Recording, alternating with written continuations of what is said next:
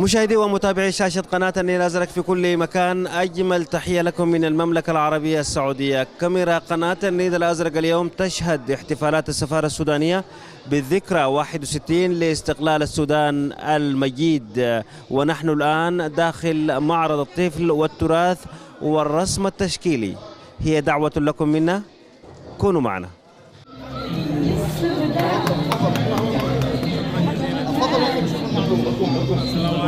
عليكم السلام ورحمة الله وبركاته. المشاهدون الكرام، من داخل معرض التراث والطفل والرسم التشكيلي ضمن احتفالات السفارة السودانية بالذكرى 61 لاستقلال السودان المجيد، يسرني جدا أن نستضيف سعادة السفير الدكتور أحمد التجاني سوار. مرحبا بك سعادة السفير، وحدثنا اليوم من خلال التجوال لهذا المعرض المتميز، حدثنا عن انطباعاتك الخاصة. مرحبا أخي أبو عبيدة، ومرحبا بقناة النيل الأزرق. حقيقة نحن الآن نشاهد في معرض التراث السوداني بمناسبة الذكرى 61 ملحمة حقيقة بين فعاليات الجالية.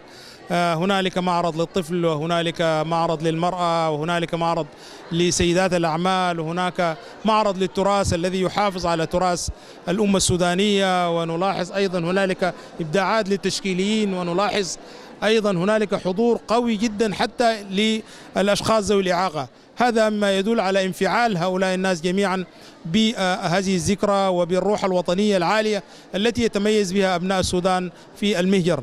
عندنا معرض اليوم في السفارة بمناسبة الاستقلال، وبنعمل حاجة جميلة للأطفال. عاملين أركان مختلفة، ركن للتصوير، ركن للرسم والفنون، ركن تاني فيه قص ولصق للأطفال، وعندنا ركن مسرح العرايس، وفي مهرجة بتعمل لهم أشياء مختلفة، يعني بتلعبهم وبتعمل لهم أنشطة مختلفة. حقيقة معرض جميل عكس الفلكلور السوداني من أكلات شعبية وملبوسات، والأجمل فيه مشاركة قناة النيل الأزرق دائما المعودان في أنه تشارك الجالية السودانية في المملكة العربية السعودية في كل احتفالاتها.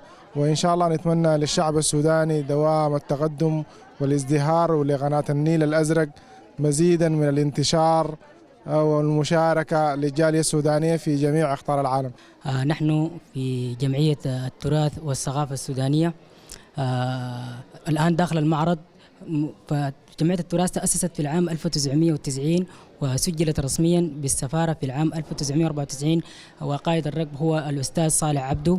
ونحن الآن نقدم ونبرز زي ما تشاهدون جميع مقتنيات التراث السوداني الذي يتجذر في التاريخ وله عمق بعيد جدا. فجمعية التراث ما زالت تقدم، وكل عام تحتفي بالاستقلال وتقدم في كل أنحاء المملكة، وحتى في السودان لنا العديد من الفعاليات. المعرض صراحة متنوع بكل التقاليد السودانية الجميلة، وفي تنوع برضو في الوجبات والأكلات، وفي برنامج جميل جدا للأطفال يعرفهم بالتاريخ السوداني. وسعدنا جديد بالمشاركة دي، ومن منبر قناة النيل الأزرق بنحيي كل الشعب السوداني بعيد الاستقلال المجيد. أنا رئيسة لجنة السوق الخيري ورئيسة سيدات الأعمال. طبعا قمنا بعدة أشياء مختلفة في السوق، اللي هي اكسسوارات وملابس وأدوات تجميل ومأكولات. وطبعا السوق ده كان عبارة عن توأمة بين رابطة المرأة السودانية المنتجة وسيدات الأعمال. ومن المنبر ده بهني الشعب السوداني غاضبة بعيد الاستقلال المجيد. بنتمي لسيدات الأعمال والمرأة المنتجة في الرياض، ودوري هنا بسوي القهوة السودانية اللي هي من أساسيات طقوسنا، وفي كل بيت سوداني بتلقاها متوفرة وموجودة. ونحن مشاركين كجمعية نبع المودة اليوم بأطفالنا وبمعرض للأطفال. من خلال هذه الجمعية نحن بنسعى إلى أننا نربط الطفل بالسودان ونؤصل فيه الانتماء للوطن، ومن خلاله بنحاول ننمي قدرات الأطفال وندمجهم في المجتمع السوداني. وبرضه من خلال الجمعية نحن بنحاول نتيح للأطفال مشاركتهم في المناسبات الوطنية. وخير دليل يعني في هذا اليوم يعني هم مشاركين برسومات معبرة عن حبهم للوطن، وفيه لوحات عن تاريخ الذين صنعوا الاستغلال. احنا بنحتفل بعد الاستغلال في السفارة السودانية، وعندنا سوق لسيدات الأعمال والمنتجات، وبنعرض منتجاتنا بالثوب السوداني وبالعطور السودانية، وعندنا أركان منها للتراث، وعندنا أركان برضو للقهوة السودانية، فبيجونا الزوار من كل الجنسيات فبشوفوا منتجاتنا. ها نحن اليوم يعني نخرج هذا الحفل للجمهور السوداني المقيم في الرياض وعلى مدى الأثير ومدى بث قناة النيل الأزرق. نحن لدينا برنامج حافل جدا جدا يشتمل على عدة أنشطة، منها التراث ومنها الفرق الشعبية ومنها الأغنية الوطنية والفولكلور والأكروبات والشعر القومي وكثير جدا من المناشط، بحيث نتيح أكبر فرصة لأبناء وبنات السودان المقيمين في الرياض للمشاركة في هذا الحفل الكبير البهيج. ونحن برضو لدينا قسم خاص للأطفال.